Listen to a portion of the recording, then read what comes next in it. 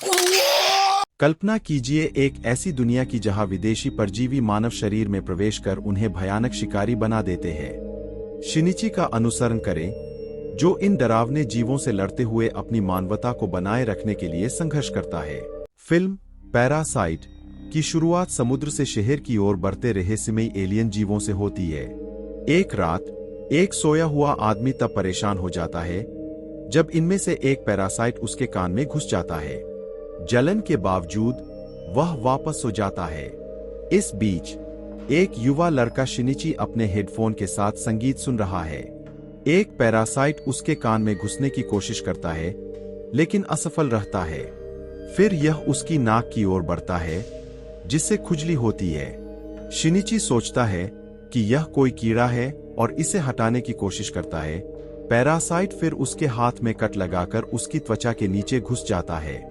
उसकी मां ठीक उसी समय आती है। जब वह देखता है तो सब कुछ सामान्य लगता है। अगली सुबह शिनिची को नाश्ते की मेज पर अपने हाथ में जलन महसूस होती है। दृश्य उस आदमी की ओर बदल जाता है जो अपने कान के माध्यम से संक्रमित हुआ था। वह अपनी पत्नी के सामने खड़ा होता है, अपना भयानक मुंह खोलता है और उसके चेहरे को ढक लेता है, जिससे पैरासाइट के कारण हुआ भयानक परिवर्तन सामने आता है। स्कूल जाते समय शिनिची अपने दोस्त से मिलता है, जो उसके अजीब व्यवहार को नोटिस करता है। स्कूल में उसे एहसास होता है कि उसके साथ कुछ असामान्य हो रहा है। घर पर वह अपने हाथ को नुकसान पहुंचाने की कोशिश करता है, लेकिन यह रहस्यमय तरीके से खुद का बचाव करता है। उसका हाथ एक पैरासाइट में बदल गया है और उससे बात करने लगता है।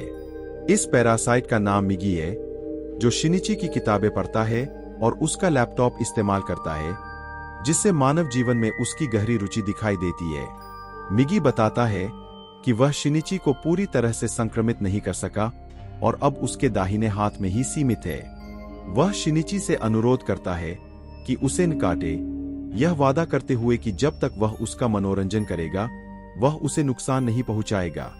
शहर में अराजकता फैल जाती है, क्योंकि अन्य संक्रमित मनुष्य अपनी भूख को संतुष्ट करने के लिए लोगों को मारने लगते हैं। मिगी शिनिची को एक होटल में ले जाता है, जहां कई पैरासाइट मानव मांस खा रहे हैं। शिनिची को उनमें से एक समझकर वे उसे मांस की पेशकश करते हैं, लेकिन जब उन्हें एहसास होता है कि वह अभी भी इंसान है, तो वे उसे मारने की कोशिश करते हैं। मिगी शिनिची का बचाव करता है, क्योंकि उसकी अपनी जीवित रहने की क्षमता शिनिची पर निर्भर करती है।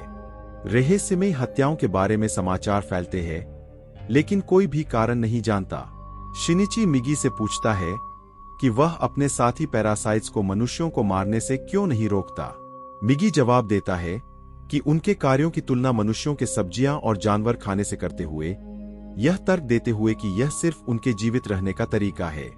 स्कूल में मिगी को पास में एक और पैरासाइट का एहसास होता है, जो शिनिची की शिक्षक निकलती है। वह बताती है कि वह मनुष्यों को नुकसान नहीं पहुंचाना चाहती और उनके जीवन के तरीके का अध्ययन कर रही है। वह शिनिची को दो और पैरासाइट से मिलवाती है, जिनमें एक पुलिस अधिकारी और एक छात्र शामिल है। पुलिस अधिकारी, जो उसका साथी है, बताता है कि वे एक बच्चे की उम्मीद कर रहे हैं जो मानव होगा। बड़ी सोच विचार के बाद वह स्वीकार करता है कि वह भी इंसान है। घर वापस आने पर मिगी शिनिची को सूचित करता है कि पास में एक परजीवी है। परजीवी शिनिची को देखता है और हमला करता है, लेकिन मिगी उसे तुरंत मार देता है। अचानक शिनिची को अपने पीछे किसी की उपस्थिति का एहसास होता है। यह वही व्यक्ति है जिसने भाग आई के अंत में मिगी और शिनिची की तस्वीरें ली थीं। शहर का मेयर आता है और परजीवियों के पक्ष में बोलता है। वह एक खतरनाक व्यक्ति है, जो उस शिक्षक के साथ मिला हुआ है, जिसके पास अब एक मानव बच्चा है। मेयर जानता है कि शिनिची परजीवियों को मार रहा है और उसे रोकना चाहता है, लेकिन शिक्षक हस्तक्षेप करती है। वह समझाती है कि मिगी और शिनिची जुड़े हुए हैं। अगर शिनिची मरता है तो मिगी भी मर जाएगा। उसने शिनिची पर नजर रखने के लिए एक जासूस भेजा है। एक दिन चलते समय शिनिची को लगता है कि कोई उसका पीछा कर रहा है।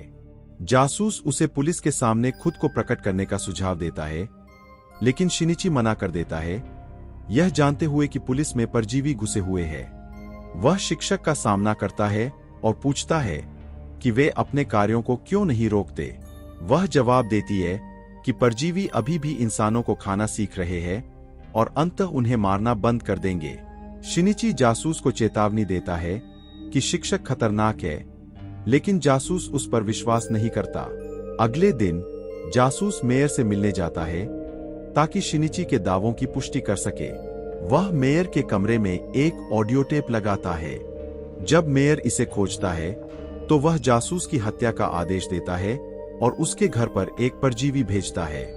परजीवी जासूस की अनुपस्थिति में उसकी बेटी को मार देता है। मिगी शिनिची को सूचित करता है कि 5 परजीवी हमला करने आ रहे हैं।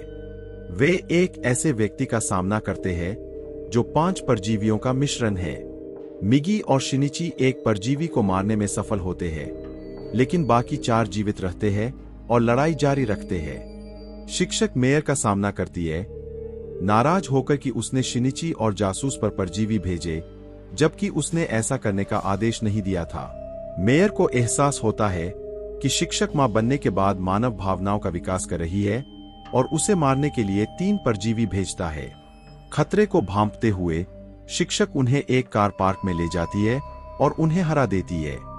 घर लौटने पर उसे अपना बच्चा गायब मिलता है और एक नोट मिलता है जिसमें लिखा होता है, मुलाकात के लिए पुल पर आओ।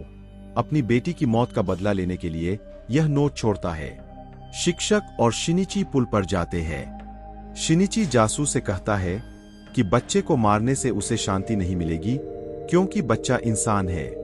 सैन्य अधिकारी आते हैं, यह जानते हुए कि मेयर ने अपनी इमारत में कई परजीवी छिपाए हैं। वे लोगों को निकालना शुरू करते हैं और उनके बीच छिपे परजीवियों को मारना शुरू करते हैं।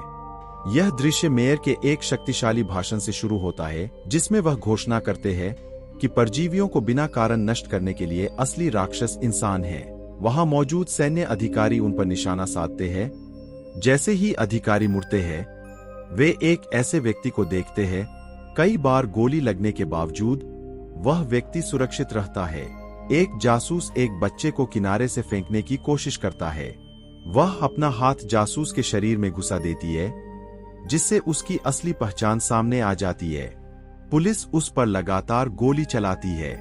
अपने अंत को निकट जानकर वह अपने बच्चे को शिनिची को सौंप देती है, उसे अपने बच्चे की सुरक्षा का जिम्मा सौंपते हुए।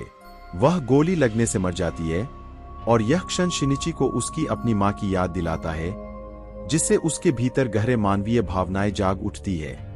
पुलिस फिर शिनिची को पूछताछ के लिए ले जाती है, लेकिन परजीवियों द्वारा रोका जाता है, जिससे एक दुर्घटना हो जाती है। वह जंगल में भाग जाता है और मिगी अपने परजीवी साथी से कहता है कि उन्हें पहचान से बचने के लिए अलग होना होगा। तभी 5 मेजबानों वाला परजीवी आता है और हमला करता है। शिनिची और मिगी अब दोस्त इस दुर्जय दुश्मन का सामना करने के लिए तैयार होते हैं। मिगी शिनिची से भागने का आग्रह करता है, लेकिन दुर्भाग्यवश मिगी एक शक्तिशाली पैरासाइट द्वारा मारा जाता है। शिनिची अपने दोस्त के घर पर सांत्वना पाता है, जहां वह उसकी गहरी देखभाल करती है। आराम करते समय शिनिची कुछ अविश्वसनीय देखता है। उसकी बाह मिगी का एक हिस्सा पुनर्जीवित करने लगती है। ऐसा इसलिए होता है क्योंकि मिगी का साथ शिनिची के साथ मिल गया था जब उसने उसे ठीक किया था, जिससे मिगी जरूरत पड़ने पर फिर से प्रकट हो सकता था। शिनिची अपने दोस्त की रक्षा के लिए जाने का फैसला करता है। उसे पैरासाइट द्वारा पकड़ लिया जाता है और एक मिल में ले जाया जाता है। एक हताश कदम में शिनिची पैरासाइट को एक रासायनिक युक्त अर्थिंग रॉड से छेद देता है। पैरासाइट उसे ताना मारता है, यह दावा करते हुए कि वह उसे मार देगा और फिर अन्य पैरासाइट्स के साथ मानवता पर हावी हो जाएगा।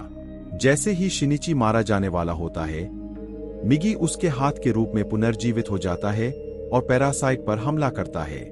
रॉड से निकले रसायन पैरासाइट के शरीर में अराजकता पैदा कर देते हैं, जिससे सभी पैरासाइट्स उसे छोड़ने के लिए मजबूर हो जाते हैं। केवल एक कंकाल के साथ बचा हुआ शिनिची उसे आग में फेंक देता है, खतरे को समाप्त कर देता है। जीवन धीरे धीरे सामान्य हो जाता है। मिगी शिनिची से कहता है कि अब दुनिया में कोई पैरासाइट नहीं बचा है और उन्हें अलग हो जाना चाहिए। शिनिची की अनिच्छा के बावजूद मिगी अलग हो जाता है और शिनिची का असली हाथ फिर से प्रकट हो जाता है। दुखी होकर शिनिची मिगी को याद करता है। समय बीतता है और शिनिची और उसका दोस्त खुशी से रह रहे हैं। वे अक्सर अपने शिक्षक के बच्चे से मिलने जाते हैं। अचानक एक सीरियल किलर फिर से प्रकट होता है और शिनिची के दोस्त को पकड़ लेता है।